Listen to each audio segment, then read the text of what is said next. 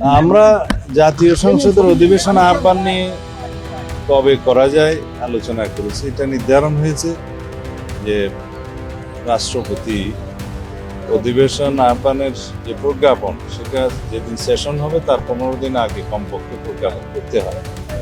এই সামারিটা জাতীয় সংসদ থেকে, জাতীয় সংসদ সচিবালয় থেকে মাননীয় প্রধানমন্ত্রীর দপ্তর হয়ে রাষ্ট্রপতির কাছে যাবে।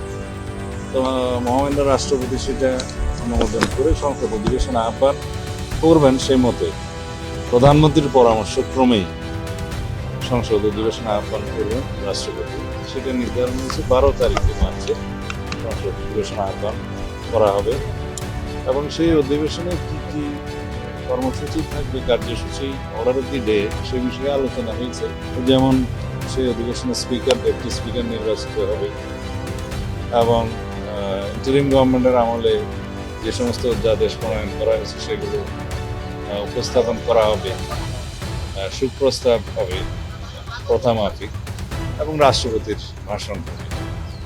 আর অন্যান্য যে সমস্ত বিষয় থাকবে সেগুলো পার্লামেন্টের রেগুলার জব, সেগুলো